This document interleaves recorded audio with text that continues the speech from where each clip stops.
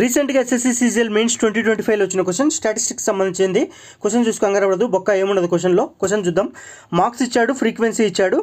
If the marks scored by the students in class is test out of 50, fine the median అంటున్నాడు. Median వచ్చేసి మనకు grouped data ఉంటుంది, ungrouped data. Ungrouped data very easy అండి, మన grouped data ఇది.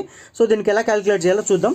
చూడండి, cumulative frequency calculate చేయాలి. Cumulative frequency ఎలా క్యాలిక్యులేట్ చేస్తాడు? ఇది 5, నెక్స్ట్ ఈ 5కి 8 యాడ్ చేయండి, 13 అవుతుంది. నెక్స్ట్ ఈ 13కి 6 యాడ్ చేయండి, 19 అవుతుంది.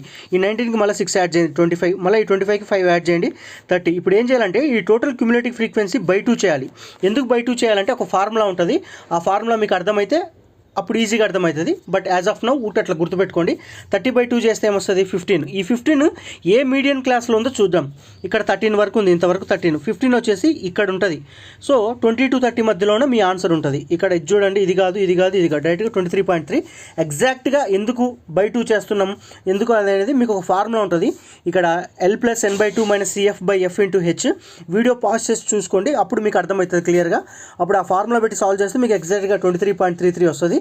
లేదంటే మనకి ఇక్కడ N/2 ఉంది కదా, N/2 క్యాలిక్యులేట్ చేసి మీడియన్ క్లాస్ ఐడెంటిఫై చేస్తే సరిపోద్ది. మనకి ఎంత ఇక్కడ 30 వచ్చింది కదా, బై 2 చేస్తే 15 ఎక్కడ వస్తుంది? ఇంతవరకు 13తో ఎండ్ అయింది. 15 వచ్చేసి ఈ క్లాస్లో ఎండ్ అవుతుంది. సో అందుకని చెప్పి 20 to 30 మధ్యలోనే మీ ఆన్సర్ ఉంటుంది. ఆప్షన్స్లో మనం ఈజీగా ఆప్షన్ ఎలిమినేషన్ చేసి చేసాం. లేదు ఎగ్జాక్ట్గా సాల్వ్ చేయాలంటే మీకు ఈ ఫార్ములా తెలియాలి. ఈ ఫార్ములాలో ఈచ్ టర్మ్ ఏంటో తెలియాలి. దాని తర్వాత ఈ టేబుల్లో మీరు అప్లికేషన్ చేయాలి. అండ్ ఇక్కడ మనకు ungrouped data and grouped data ఉంటుంది. అన్గ్రూప్డ్ డేటా వెరీ ఈజీ అండి. ఇట్లా నెంబర్స్ ఇస్తాడు, దానికి మీడియన్ అడుగుతాడు. అప్పుడు ఏం చేయాలంటే మీరు ఏదైనా అసెండింగ్ ఆర్డర్ లేదా డిసెండింగ్ ఆర్డర్లో అరేంజ్ చేసి మధ్యలో ఏది ఉంటుందో అదే మీ మీడియన్ అవుతుంది. అది వెరీ సింపుల్. ఎగ్జామ్లో అంత పెద్దగా ఈజీగా అడగడు. మనకు మ్యాక్సిమం ఏమంటారు, గ్రూప్డ్ డేటానే అడుగుతాడు. గ్రూప్డ్ డేటాను ఎలా ఐడెంటిఫై చేయాలో మీకు ఇప్పుడు చెప్పాను. ఓకేనా? వీడియోని ఒకసారి 1-2 సార్లు చూడండి, ఈజీగా అర్థమైద్ది. ఏం లేదండి, బొక్క చాలా సింపుల్ చూడడానికి.